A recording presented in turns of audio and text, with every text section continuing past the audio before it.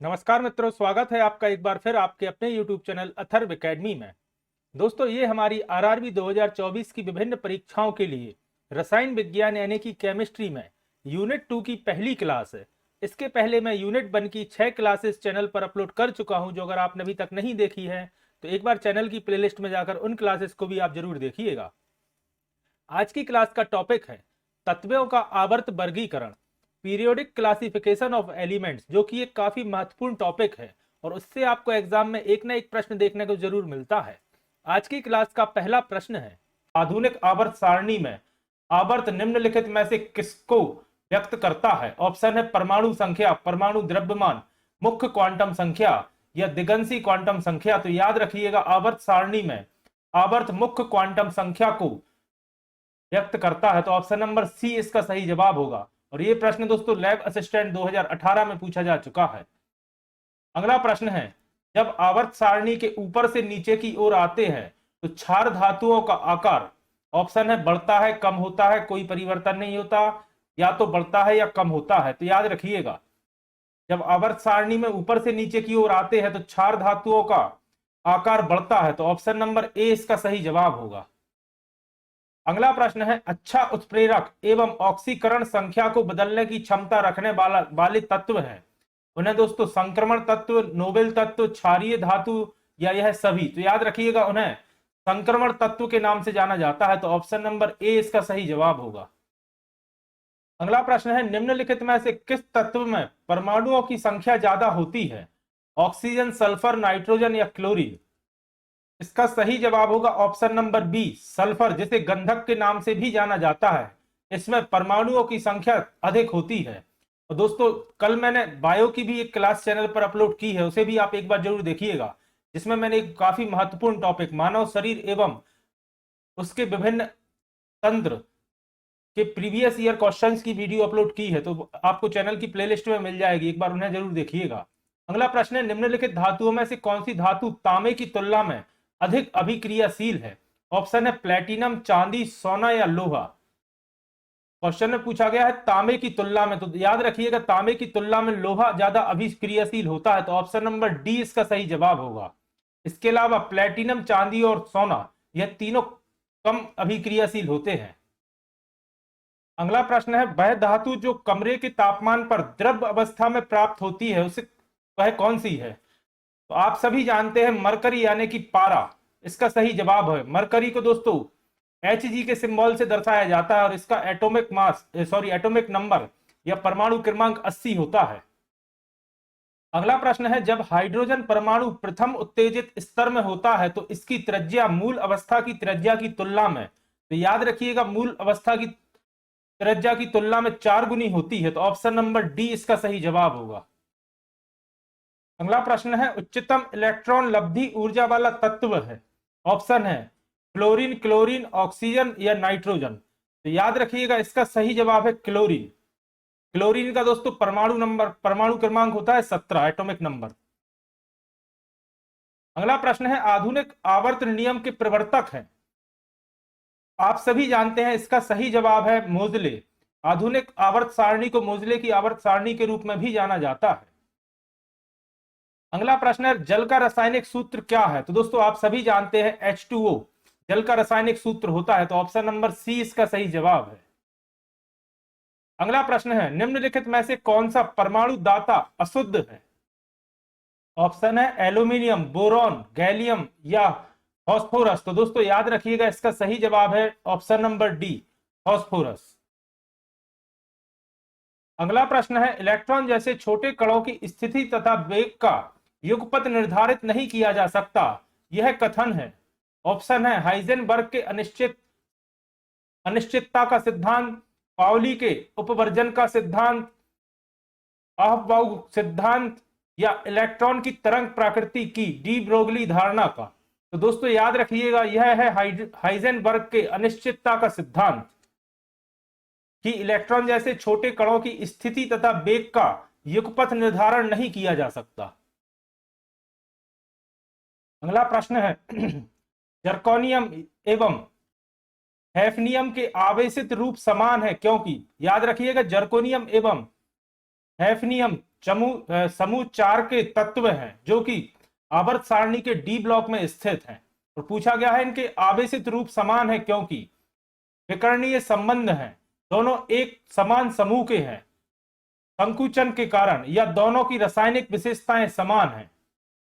तो याद रखिएगा जर्कोनियम एवं हैफनियम संकुचन के कारण इनके आवेशित रूप समान है, तो ऑप्शन नंबर सी इसका सही जवाब होगा। तो पंचायत ऑफिसर 2017 में पूछा जा चुका है प्रश्न। अगला प्रश्न है परमाणु क्रमांक 20 वाले तत्व को आवर्त सारणी के किस आवर्त में रखा जाएगा? इसका सही जवाब होगा आवर्त 4 में, तो ऑप्शन नंबर बी इसका सही जवाब है। अगला प्रश्न है एक तत्व ऑक्सीजन के साथ अभिक्रिया कर उच्च गलनांक वाला यौगिक निर्मित करता है, यह यौगिक जल में विलेय है, तो संभावित तत्व कौन सा है? तो दोस्तों संभावित तत्व है कैल्शियम, ऑप्शन नंबर ए इसका सही जवाब है, क्योंकि यौगिक जल में विलय करता है, पूछा गया है। तो कैल्शियम दोस्तों इसका एटॉमिक नंबर होता है 20, याद रखिएगा। बिहार पुलिस 2014 में पूछा जा चुका है प्रश्न। अगला प्रश्न है निम्न में से कौन सी धातु सामान्य परिस्थितियों में वायु तथा जल से प्रभावित नहीं होती? ऑप्शन है लोहा, प्लेटिनम, सोडियम, या इनमें से कोई नहीं। तो याद रखिएगा लोहा एवं सोडियम जल और वायु दोनों के साथ रिएक्ट करती हैं, लेकिन प्लेटिनम रिएक्ट नहीं करती, तो ऑप्शन नंबर 20 का सही जवाब होगा प्लेटिनम। अगला प्रश्न है अति चालकता हेतु वांछित अत्यंत निम्न तापमान प्राप्त करने के लिए क्रायोस्कोपिक में क्या प्रयुक्त किया जाता है? तो याद रखिएगा क्रायोस्कोपिक में हीलियम प्रयुक्त किया जाता है।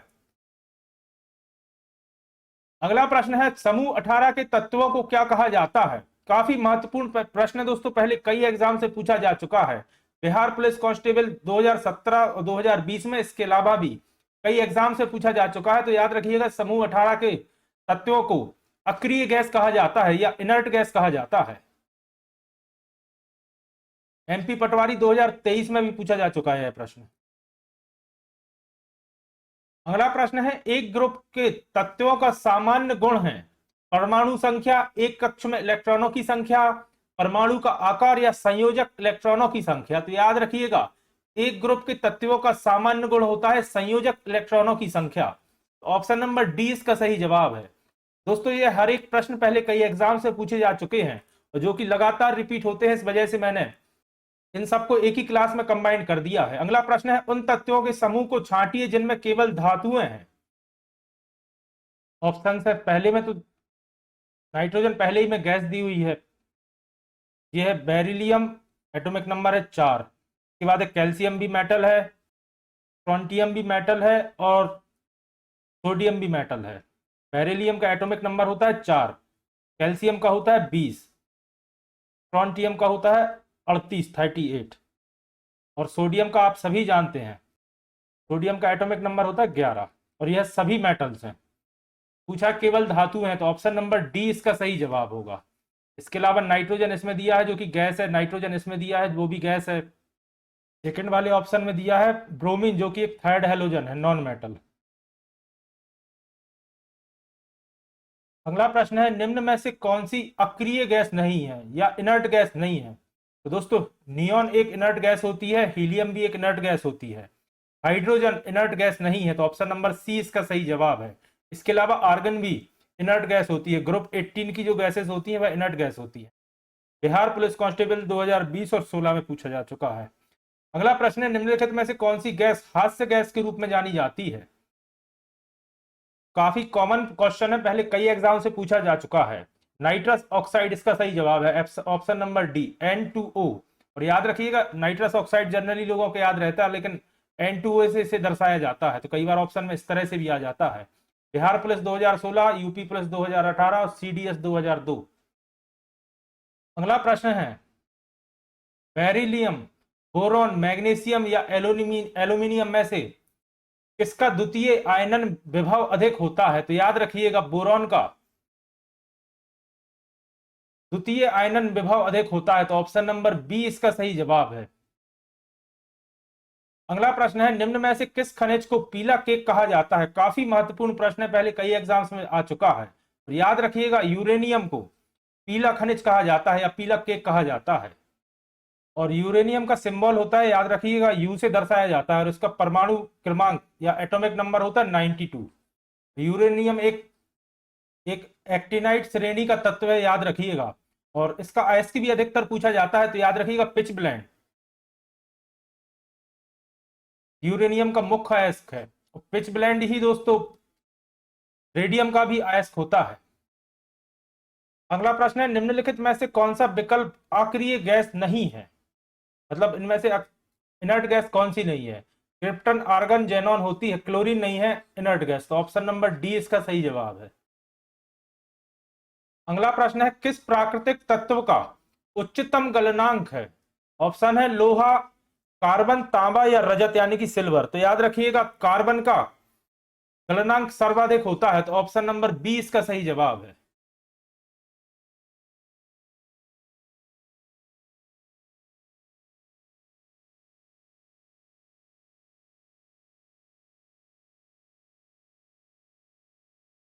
उच्चतम इलेक्ट्रॉन बंधुता होती है। अगला प्रश्न है, पीरियड्स में बाएं से दाएं संचालन करते समय इलेक्ट्रॉन बंधुता, तो याद रखिएगा अगर बाएं से दाएं कहा गया है तो बढ़ जाती है इलेक्ट्रॉन बंधुता, तो ऑप्शन नंबर बी इसका सही जवाब होगा। अगला प्रश्न है, किसका ऑक्सीकरण अंक सदैव एक होता है? तो दोस्तों याद रखिएगा फ्लोरीन का ऑक्सीकरण अंक सदैव एक होता है, तो ऑप्शन नंबर ए इसका सही जवाब है। और इनके सिंबल भी दोस्तों आपको याद रखना काफी जरूरी है, क्योंकि एग्जाम में कई बार सिंबल दे दिए जाते हैं। अगला प्रश्न है, निम्नलिखित में से कौन सी गैस जो इनर्ट गैस नहीं है? तो दोस्तों पहले ही नंबर पर हीलियम गैस दिया गया है जो कि इनर्ट गैस नहीं है, बाकी नियॉन, फ्रियॉन एवं जेनॉन इनर्ट गैस हैं, समूह 18 की गैसेस हैं। अगला प्रश्न है, वायुमंडल में सबसे पर्याप्त मात्रा में पाए जाने वाली गैसीय मूल तत्व कौन सा है? तो यह प्रश्न भी दोस्तों काफी बार एग्जाम से पूछा जा चुका है और आप सभी जानते हैं वायुमंडल में पाए जाने वाला गैसीय तत्व सर्वाधिक मात्रा में है नाइट्रोजन। अगला प्रश्न है, निम्नलिखित रासायनिक तत्वों में से किसी एक तत्व की अपने सभी यौगिक में ऑक्सीकरण अवस्था समान होती है, वह कौन सा है? तो याद रखिएगा ऑप्शन दिए कार्बन, फ्लोरीन, हाइड्रोजन या क्लोरीन, तो याद रखिएगा फ्लोरीन इसका सही जवाब है, जिसका अपने सभी यौगिक में ऑक्सीकरण अवस्था समान होती है। अगला प्रश्न है, निम्नलिखित में से कौन सा कथन सही है?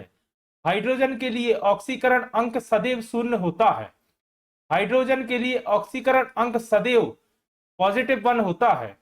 हाइड्रोजन के लिए ऑक्सीकरण अंक सदैव -1 होता है, या हाइड्रोजन के लिए एक से अधिक ऑक्सीकरण अंक हो सकते हैं। तो याद रखिएगा हाइड्रोजन के लिए एक से अधिक ऑक्सीकरण अंक हो सकते हैं, तो ऑप्शन नंबर डी इसका सही जवाब है। अगला प्रश्न है, निम्नलिखित में से कौन सा ऐसा तत्व है जो कभी भी अपने किसी भी यौगिक में धनात्मक ऑक्सीकरण अवस्था नहीं दर्शाता? तो याद रखिएगा इसका जवाब भी है फ्लोरीन, ऑप्शन नंबर सी, जो कि कभी भी पॉजिटिव ऑक्सीकरण अवस्था नहीं दर्शाता अपने किसी भी यौगिक में। अगला प्रश्न है, किसी तत्व के रासायनिक गुणधर्म किस पर निर्भर करते हैं? काफी सरल और काफी कॉमन प्रश्न है, तो याद रखिएगा तत्व की बाहरी कोश में इलेक्ट्रॉनों की संख्या पर निर्भर करते हैं गुणधर्म किसी भी तत्व के। और यह प्रश्न दोस्तों Bihar police, UP police 2018, UP TET. अगला प्रश्न है, निम्नलिखित में से कौन सा एक तत्व है? ऑप्शन है एल्यूमिना, तो याद रखिएगा एल्यूमिना एल्यूमिनियम ऑक्साइड को कहा जाता है। फिर ऑप्शन दिया है पीतल, तो पीतल एक मिश्र धातु है कॉपर और जिंक की, मतलब तांबा और जस्ता की। ग्रेफाइट इसका सही जवाब होगा। ग्रेफाइट एक नॉन मेटल है लेकिन एक एलिमेंट है, यानी कि तत्व है। और सिलिका दोस्तों सिलिकॉन ऑक्साइड को कहा जाता है, तो ये भी नहीं है। Bihar police, UP police constable 2018 में पूछा जा चुका है। फिर प्रश्न है ऑक्सीजन और ओजोन है, तो याद रखिएगा ऑक्सीजन ओजोन एलोट्रॉप्स है, तो ऑप्शन नंबर ए इसका सही जवाब है। O2 और O3 याद रखिएगा। अगला प्रश्न है, प्रति सत्ता के आधार पर वायुमंडल में सर्वाधिक पाई जाने वाली गैस कौन सी है? परसेंटेज में मतलब सबसे ज्यादा कौन सी गैस पाई जाती है? तो मात्रा में भी और परसेंटेज में भी नाइट्रोजन ही इसका सही जवाब है। याद रखिएगा लगभग 78 दशमलव कुछ परसेंट पाई जाती है नाइट्रोजन गैस वायुमंडल की कुल गैसों का। अगला प्रश्न है, निम्नलिखित धातुओं में से कौन सा द्रव्य है? ब्रोमीन, आयोडीन, सल्फर या फास्फोरस? तो इसका सही जवाब होगा ऑप्शन नंबर ए, ब्रोमीन एक द्रव्य है। अगला प्रश्न है, निम्नलिखित में से किस तत्व की परमाणुकता एक होती है? गंधक, ऑक्सीजन, क्लोरीन या आर्गन? तो याद रखिएगा आर्गन की होती है, ऑप्शन नंबर डी इसका सही जवाब है।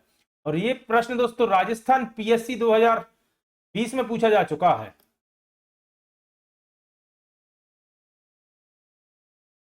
अगला प्रश्न है, निम्नलिखित में से कौन सा न्यूनतम अभिक्रियाशील है? आयरन, कॉपर, सिल्वर या गोल्ड? तो याद रखिएगा न्यूनतम पूछा गया है, तो इसका सही जवाब होगा गोल्ड यानी कि सोना। इनमें से पूछा गया है निम्न में से, तो याद रखिएगा इनमें से सोना सबसे कम अभिक्रियाशील होता है और सीटेट 2018 में पूछा गया है यह प्रश्न। अगला प्रश्न है, अणुओं तथा परमाणुओं में इलेक्ट्रॉनों के द्वारा उत्पन्न चुंबकीय क्षेत्र का कारण क्या है? ऑप्शन है केवल चक्रण गति या केवल कक्षीय गति या दोनों या ना तो चक्रण ना तो कक्षीय। तो याद रखिएगा अणुओं और परमाणुओं में इलेक्ट्रॉनों द्वारा उत्पन्न चुंबकीय क्षेत्र का कारण होता है चक्रण गति भी और कक्षीय गति भी, मतलब ऑप्शन नंबर सी इसका सही जवाब होगा, आ और बा दोनों। अगला प्रश्न है, निम्न में से किस पदार्थ के अणुओं में एक ही प्रकार के परमाणु रहते हैं?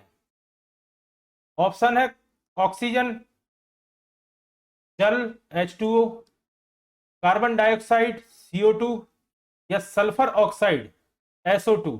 अब इन्होंने पूछा है एक ही प्रकार के परमाणु रहते हैं O2 में, H2O में, CO2 में या SO2 में। तो इस क्वेश्चन का जवाब दोस्तों आप कमेंट बॉक्स में करिएगा।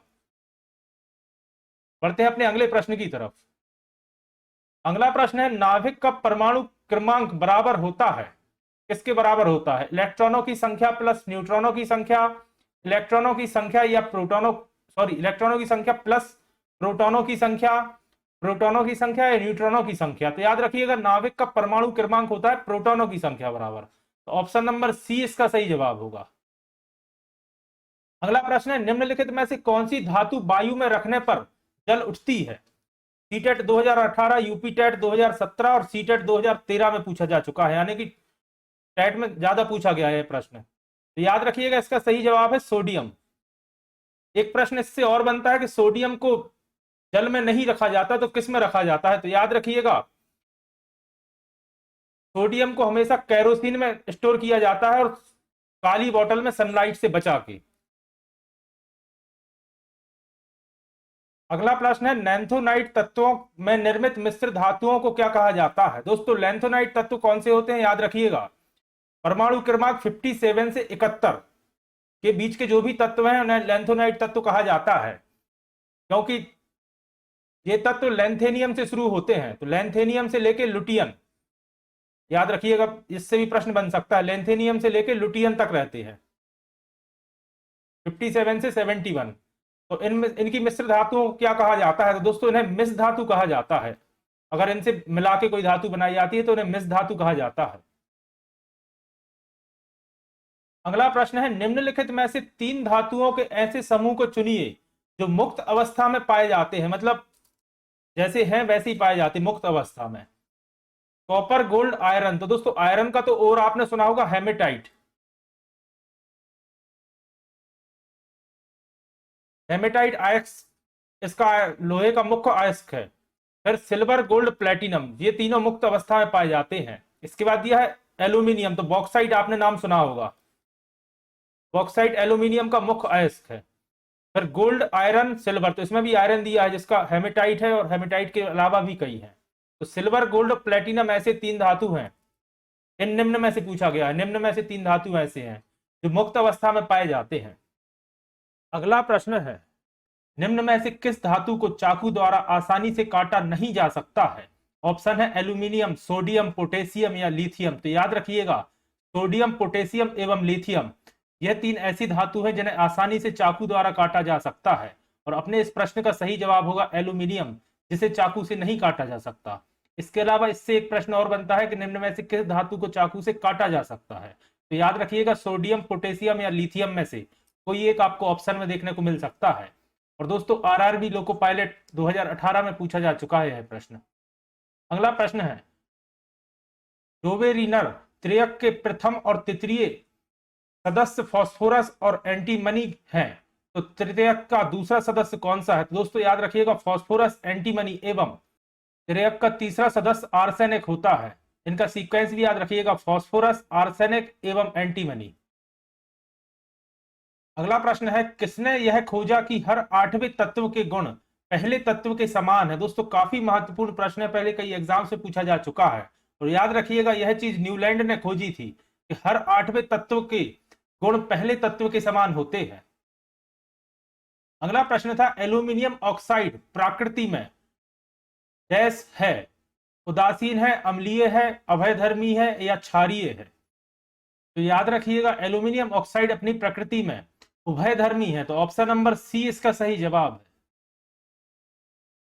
अगला प्रश्न है, न्यूलैंड की आवर्त वर्गीकरण में 10वां तत्व किसके जैसा दिखता है? तो याद रखिएगा 10वां तत्व तीसरे तत्व की तरह दिखता है, तो ऑप्शन नंबर ए इसका सही जवाब होगा। लोको पायलट और आरआरबी ग्रुप डी दोनों एग्जाम से पूछा जा चुका है। अगला प्रश्न है, निम्नलिखित ट्राइड में से कौन सा एक डोबनेनर ट्राइड का प्रतिनिधित्व करता है? तो याद रखिएगा इसका सही जवाब है लिथियम, सोडियम एवं पोटेशियम, तो ऑप्शन नंबर ए इसका सही जवाब है। लिथियम, सोडियम एवं पोटेशियम डोबनेनर ट्राइड का प्रतिनिधित्व करते हैं। अगला प्रश्न है, जब तत्वों को परमाणु भारों के बढ़ते क्रम में व्यवस्थित किया जाता है तो बीच वाले तत्व का परमाणु भार अन्य दो तत्वों के परमाणु भारों के लगभग औसत होता है। इस नियम को जाना जाता है, यानी कि यह किसका नियम कहलाता है? ऑप्शन है मेंडलीव के नियम के रूप में, न्यूटन के नियम के रूप में, तो न्यूटन तो हो ही नहीं सकता, न्यूलैंड का अष्टक नियम या डॉबरे-राइजर के त्रिक नियम का। तो याद रखिएगा इसे डॉबरे-राइजर के त्रिक नियम के रूप में जाना जाता है। अगर सीक्वेंस में 3 तत्व दिए हैं जिन्हें इनके भारों के रूप में जमाया गया है, तो पहले और तीसरे के भार का औसत बीच वाले के भार के बराबर होगा, याद रखिएगा। ग्रुप डी में 2018 में पूछा गया था यह प्रश्न, और इसके अलावा भी कई एग्जाम से पूछा जा चुका है। अगला प्रश्न है, न्यूलैंड है यहाँ पे, न्यूलैंड के अष्टकों के नियम में निम्न तत्वों में से कौन सा तत्व अंतिम तत्व था? तो याद रखिएगा न्यूलैंड के अष्टकों के नियम के हिसाब से थोरियम आखिरी तत्व था, तो ऑप्शन नंबर सी इसका सही जवाब होगा। दोस्तों ये हर एक प्रश्न पहले कई एग्जाम में बार बार रिपीट हुए हैं और आने वाले एग्जाम्स में भी इनके रिपीट होने की काफी संभावना है, तो वीडियो को पूरा जरूर देखिएगा। अगला प्रश्न है, लोहा जो कि गुणों में कोबाल्ट और निकेल जैसा दिखता है, तो इन तत्वों से बहुत दूर रखा गया है, यह किसकी कमियों में से एक था? यानी कि लोहे के गुण कोबाल्ट और निकेल के गुण जैसे हैं, लेकिन पीरियोडिक टेबल में इन दोनों से काफी दूर रखे गए हैं, तो इसका क्या कारण है? तो दोस्तों ऑप्शन है आधुनिक आवर्त सारणी के कमियों के कारण, या न्यूलैंड्स का ऑक्टेव्स नियम के कारण, या डॉबरीनर का त्रिक के कारण, या मेंडलीव की आवर्त सारणी के कारण। तो याद रखिएगा लोहे को दूर न्यूलैंड्स के ऑक्टेव नियम के कारण कोबाल्ट और निकेल से दूर रखा गया। अगला प्रश्न है, न्यूलैंड्स के ऑक्टेव नियम के अनुसार प्रकृति में कितने तत्व मौजूद हैं? तो याद रखिएगा न्यूलैंड्स के ऑक्टेव नियम के अनुसार प्रकृति में कुल 56 तत्व मौजूद हैं, तो ऑप्शन नंबर ए इसका सही जवाब होगा 56। अगला प्रश्न है, किसके द्वारा किए गए तत्वों के वर्गीकरण के अनुसार मूल तत्वों को उनकी परमाणु संख्या के अनुसार बढ़ते क्रम में क्रमबद्ध किया गया था? तो आप सभी जानते हैं परमाणु संख्या के आधार पर मोजले के अनुसार तत्वों को क्रमबद्ध किया गया था, तो ऑप्शन नंबर सी इसका सही जवाब होगा मोजले। और यह काफी कॉमन प्रश्न है दोस्तों, कई एग्जाम से पूछा जा चुका है। अगला प्रश्न है, डॉब राइनर ने उत्प्रेरक के रूप में क्या किस पर पहला अवलोकन किया था? ऑप्शन है एयू यानी कि गोल्ड, निकेल, प्लेटिनम या सिल्वर। तो याद रखिएगा डॉब राइनर ने उत्प्रेरक के रूप में प्लेटिनम पर पहला अवलोकन किया था, तो ऑप्शन नंबर सी इसका सही जवाब होगा। अगला प्रश्न है, न्यूलैंड की आवर्त तालिका में किन तत्वों को हेलोजन के साथ रखा गया है? तो याद रखिएगा, कोबाल्ट एवं निकेल के लिए हेलोजन के साथ रखा गया है। और दोस्तों कोबाल्ट और कॉपर में कंफ्यूज मत होइएगा। सीओ मतलब होता है कोबाल्ट, जिसका एटॉमिक नंबर होता है 27, और सीयू होता है कॉपर, जिसका एटॉमिक नंबर होता है 29। इसके अलावा सीई, जिसे सेरियम के नाम से जाना जाता है, और इसका एटॉमिक नंबर होता है 58। तो जनरली इनमें कंफ्यूज हो जाते हैं लोग। कोबाल्ट 27, कॉपर 29 और सेरियम सीजियम 58। तो इसका सही जवाब होगा कॉपर, सॉरी, कोबाल्ट एवं निकेल। अगला प्रश्न है, मेंडलीव की आवर्त सारणी में क्षैतिज स्तंभ को क्या कहा जाता है? तो दोस्तों इस आवर्त सारणी का नाम ही, मेंडलीव की आवर्त सारणी का नाम ही आवर्त के नाम पर रखा गया है। तो इसका सही जवाब होगा ऑप्शन नंबर बी, आवर्त। अगला प्रश्न है, किस सन में न्यूलैंड्स ने परमाणु द्रव्यमान के बढ़ते क्रम के अनुसार ज्ञात तत्वों की व्यवस्था की और पाया कि प्रत्येक 8वें तत्व के गुण पहले तत्व के गुणों के समान हैं? तो याद रखिएगा, वर्ष 1864 काफी महत्वपूर्ण है। वर्ष 1864 में न्यूलैंड्स ने परमाणु द्रव्यमानों के बढ़ते क्रम के अनुसार ज्ञात तत्वों की व्यवस्था की, मतलब बढ़ते क्रम में उनके द्रव्यमानों के अनुसार उन्हें आवर्त सारणी में अरेंज किया और पाया कि प्रत्येक 8वें तत्व के गुण पहले तत्व के गुणों के समान होते हैं। तो यह प्रश्न इस तरह भी पूछा जाता है कि किसने यह सबसे पहले देखा था कि 8वें तत्व के गुण पहले तत्व के गुण के समान होते हैं? तो याद रखिएगा, न्यूलैंड्स ने। अगला प्रश्न है, किसने आधुनिक आवर्त सारणी को स्वरूप दिया जिसके अनुसार तत्वों के भौतिक तथा रासायनिक गुणों उनके परमाणु क्रमांकों के आवर्ती फलन होते हैं? तो दोस्तों जहां परमाणु क्रमांक की बात की जाती है, तो याद रखिएगा, आधुनिक आवर्त सारणी के जनक हेनरी मोजले को माना जाता है, जिन्होंने परमाणु क्रमांक के अनुसार अरेंज किया था। और जहां पर दोस्तों द्रव्यमान की बात की जाती है, वहां पर न्यूलैंड्स का नाम याद रखिएगा। अगला प्रश्न है, न्यूलैंड्स के अष्टक नियम के अनुसार लोह के गुणों में किसके जैसे दिखाई देते हैं? इन तत्वों से बहुत दूर रखा गया है। तो दोस्तों लोहे के गुण कोबाल्ट एवं निकेल की समान दिखाई देते हैं। तो ऑप्शन नंबर ए इसका सही जवाब होगा, कोबाल्ट एवं निकेल।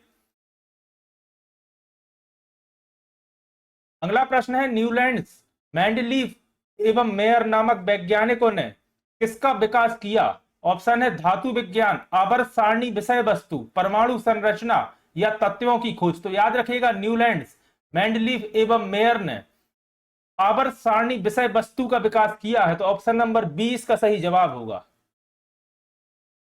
अगला प्रश्न है, आवर्त सारणी का आविष्कार किसने किया, यानी कि सबसे पहले आविष्कार किसने किया? तो याद रखिएगा, दमित्री मेंडलीव ने आवर्त सारणी का आविष्कार किया है।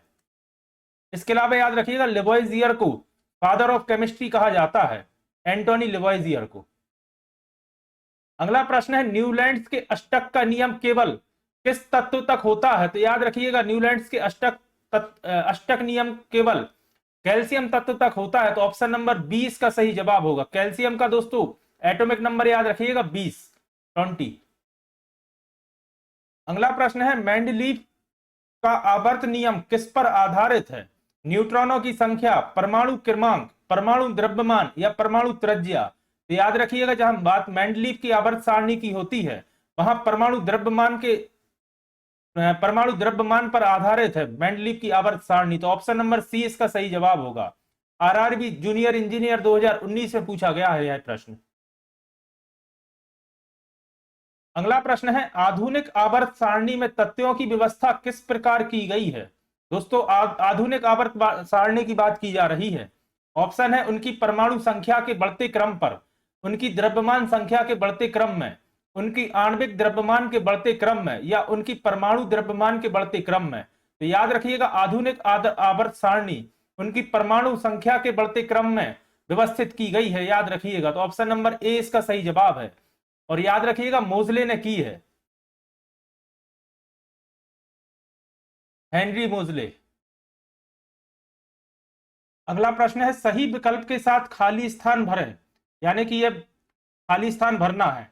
तत्वों के गुण उनके परमाणु द्रव्यमान के आवधिक प्रकार हैं, यह कथन किसका है? तो दोस्तों यह कथन है मेंडलीव का। ऑप्शन नंबर सी इसका सही जवाब है। मेंडलीव का नियम का कथन है ये। तत्वों के गुण उनके परमाणु द्रव्यमान के आवधिक प्रकार है। अगला प्रश्न है, जब मेंडलीव ने अपना काम शुरू किया था तब कितने तत्व ज्ञात थे? काफी महत्वपूर्ण प्रश्न है दोस्तों, और याद रखिएगा जब मेंडलीव ने अपना कार्य शुरू किया था उस समय ज्ञात तत्वों की संख्या थी 63। अगला प्रश्न है, आधुनिक आवर्त सारणी की खोज किसके द्वारा की गई थी? तो दोस्तों जैसा कि अपन डिस्कस कर चुके हैं, मोजले की आवर्त सारणी कहा जाता है आधुनिक आवर्त सारणी को, तो इसका सही जवाब होगा मोजले। और यह प्रश्न इस तरह से भी आता है, खोज की गई थी अभी पूछा है, बाकी यह भी पूछा सकता है कि किसने सिस्टमैटिक इनको जमाया था। अगला प्रश्न है, तत्वों को उनके परमाणु द्रव्यमान के आधार पर वर्गीकृत करने का श्रेय किसे जाता है? दोस्तों याद रखिएगा परमाणु द्रव्यमान पूछा गया है और द्रव्यमान के आधार पर मेंडलीव ने इन्हें अरेंज किया था, तो दमित्री मेंडलीव इसका सही जवाब होगा। अगर परमाणु भार की बात होती तब उस जगह दोस्तों मोजले इसका सही जवाब होता। अगला प्रश्न है, मेंडलीव की आवर्त सारणी में बाद में खोजे जाने वाले तत्वों के लिए जगह छोड़ी गई थी, तो निम्नलिखित में से किस तत्व को आवर्त सारणी में बाद में जगह मिली? तो याद रखिएगा मेंडलीव की आवर्त सारणी में जो जगह छोड़ी गई थी तो उसमें ऑक्सीजन भी पहले से था, क्लोरीन था, सिलिकॉन भी था, लेकिन जर्मेनियम को उसमें बाद में जगह दी गई है, तो ऑप्शन नंबर डी इसका सही जवाब है। तो दोस्तों ये थी हमारी आरआरबी 2024 के लिए केमिस्ट्री के सेकंड यूनिट की पहली क्लास। आशा करता हूं आज की क्लास आपके लिए पसंद आई होगी। अगर आज की क्लास आपको पसंद आई है तो वीडियो को लाइक करें, कमेंट करें, और अगर आपने अभी तक अथर्व एकेडमी चैनल को सब्सक्राइब नहीं किया है तो चैनल को सब्सक्राइब करें एवं ज्यादा से ज्यादा लोगों तक शेयर करें। और अगर आपने इसके पहले की केमिस्ट्री की 6 वीडियोस नहीं देखी हैं तो चैनल की प्लेलिस्ट में जाकर एक बार उन वीडियोस को भी आप जरूर देखिएगा। जल्दी ही फिर हाजिर होता हूं अपनी नेक्स्ट क्लास के साथ। धन्यवाद दोस्तों।